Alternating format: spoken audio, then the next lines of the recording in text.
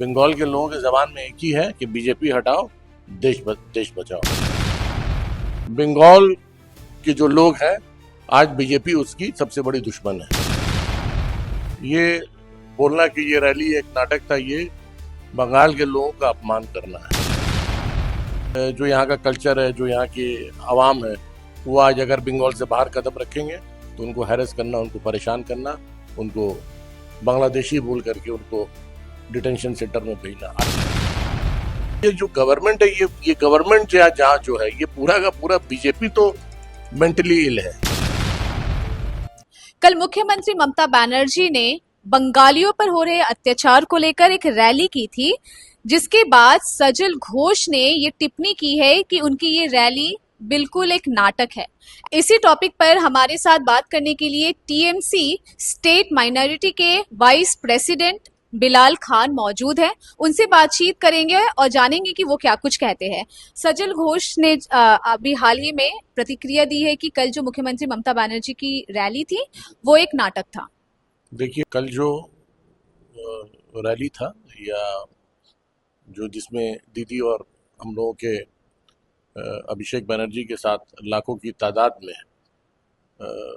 कलकत्ता शहर से बंगालीज और नॉन बंगाली हर धर्म के, हर मज़हब के और हर ज़बान बोलने वाले लोग उस रैली में अगर आप देखेंगे मौजूद थे। चाहे उसमें आप देखिएगा एक सिख कम्युनिटी का भी बहुत बड़ा हिस्सा था, उसमें हर धर्म के लोग थे।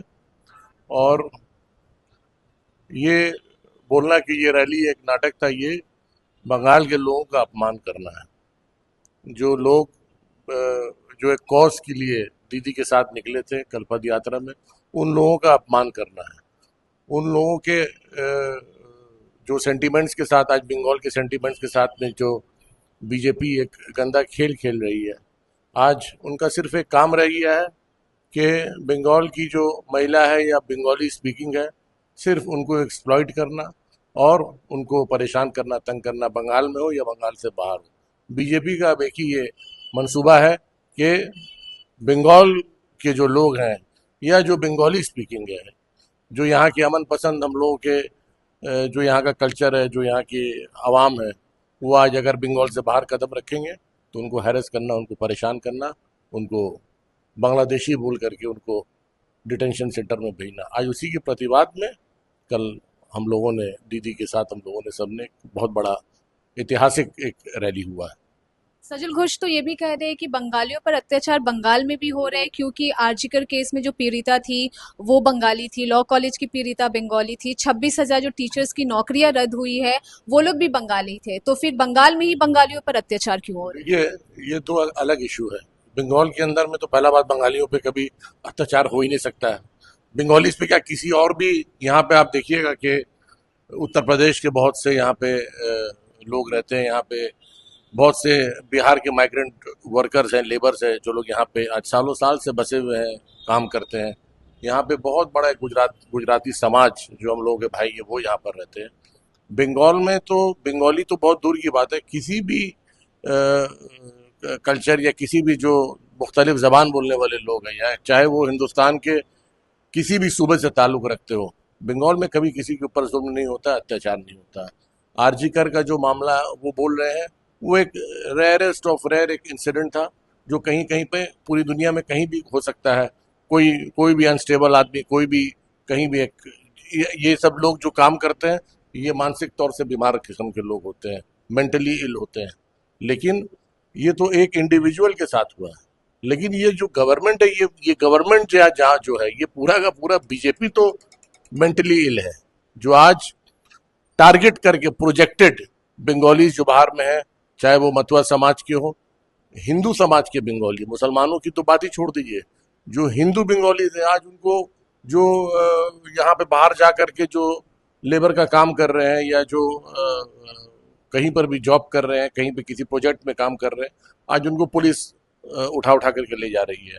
उड़ीसा के अंदर में क्या हुआ, उनका क्या कसूर था, वो बंगाली बोलने वाले थे। तो ये आने वाले वक्त में ये क्या मैसेज दे रहा है कि आज बंगाल के जो लोग हैं, आज बीजेपी उसकी सबसे बड़ी दुश्मन है।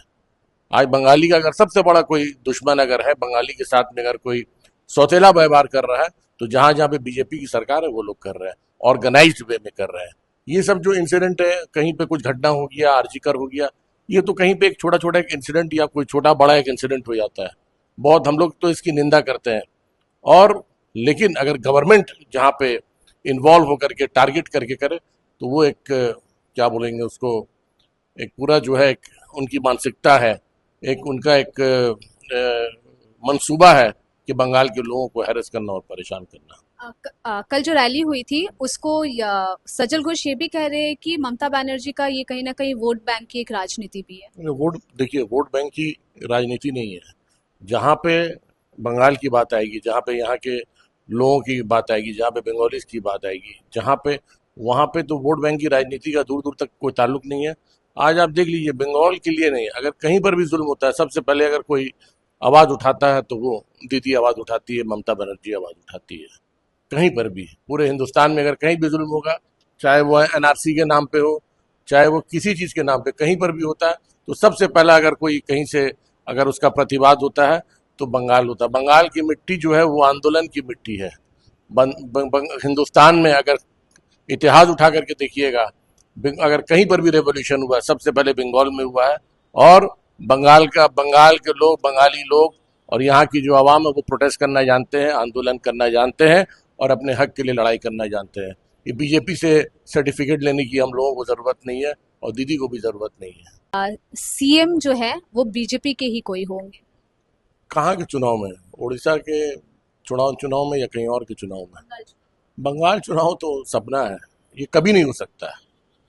बंगाल कभी भी यहाँ पे डिविजिव जो इनकी राजनीति है उस पर बंगाल कभी सपोर्ट नहीं करेगा। ये इनका एक सपना रह जाएगा और ये सपना लेकर के चले जाएंगे यहाँ से। कभी नहीं हो सकता। बंगाल में हमेशा वो पार्टी रहेगी जो यहाँ पे जो सेक्युलर, जिनकी राजनीति जो है सेक्युलर है, जो डेमोक्रेसी में बिलीव करते हैं, जो जमहूरियती इंतजामात में जो यकीन रखते हैं, वो उसकी यहाँ पे सरकार बनेगी। और वो तृणमूल कांग्रेस है जो लड़ाने का काम करते हैं, जो हिंदू मुसलमानों के बीच में डिविजिव पॉलिटिक्स करते हैं, भाषी में जो बंगाली और हिंदी स्पीकिंग में जो डिविजिव पॉलिटिक्स करते हैं, उनको यहाँ की आवाम कभी सपोर्ट नहीं करेगी। ना कभी किया है किसी को, ना आने वाले वक्त में भी। चाहे वो हजारों साल भी वो लोग यहाँ पे ये सब करते रहेंगे, तब भी यहाँ पे तो कम से कम गवर्नमेंट नहीं बनेगी। और यहाँ की तो गवर्नमेंट की बात छोड़ दीजिए, उनका तो अब जो सेंटर में गवर्नमेंट है वो भी ये इनका लास्ट टर्म चल रहा है, तो बंगाल तो बहुत दूर की बात है। ऐसा कुछ भी नहीं है, इनके पास और कुछ बोलने को अब रहा नहीं है। बंगाल एक इंडिया के अंदर में एक डेवलपिंग स्टेट है, ये यही सब बात करते रहते हैं। और जिनका आप नाम ले रही हो, अभी उतने बड़े नेता नहीं हुए हैं कि वो हर चीज़ के ऊपर वो टिप्पणी कर दें। उनको बोलिए अपने पार्टी को संभालें, अपने पार्टी के अंदर में जो उनके प्रॉब्लम्स है उनको संभालें, उसको ठीक करें। और बंगाल की आवाम क्या क्या सोचती है और क्या समझती है और क्या करती है, वो यहाँ की पब्लिक बहुत अच्छे से जानती है। स्लोगन में से ये कुछ निकाल के अपना अगर स्लोगन बना रहे, वो चलेगा नहीं। बंगाल के लोगों के जबान में एक ही है कि बीजेपी हटाओ, देश बचाओ, और वही रहेगा आने वाले वक्त में भी। क्या आप बनना चाहते हैं एक प्रोफेशनल ब्यूटी एक्सपर्ट? तो अब आपके लिए है एक गोल्डन अपॉर्चुनिटी जो बदल सकता है आपका करियर और आपकी जिंदगी। Rubina Kazi salon and academy एक ऐसा नाम है जो आपको दे रहा है professional training, beautician, skin, hair, cosmetology के हर कोर्स में। यहाँ सिर्फ 45 दिनों में ही दे सकते हैं आपको चुनिंदा ट्रेनिंग, बेसिक से लेकर इंटरनेशनल लुक्स तक। जी हाँ, 10 एक्सक्लूसिव लुक्स की expert training, Brazilian makeup, water resistant makeup, illuminated look और भी बहुत कुछ सीखने को मिलेगा। और सबसे बड़ी बात, ISO बेस्ड कोर्स जो कि वर्ल्ड वाइड अप्रूव्ड है। यानी कोर्स के बाद आप दुनिया में कहीं भी जा सकते हैं और शानदार जॉब पा सकते हैं। यहाँ आपको अपने सपनों की उड़ान के लिए पैसों की कमी नहीं महसूस होगी, क्योंकि यहाँ है EMI इजी ऑप्शन अवेलेबल। पता नोट कर लीजिए, Rubina Kazi salon and academy, 4th floor, Devi market, Greek Orthodox church के पास, Hazra Kalighat, new sky wall bridge के सामने। तो इंतजार किस बात का, आज ही जुड़िए रुबीना काजी एकेडमी से और बनाइए अपना फ्यूचर और भी ज्यादा ब्राइट। सीट सीमित है, तुरंत संपर्क करें इस नंबर पर।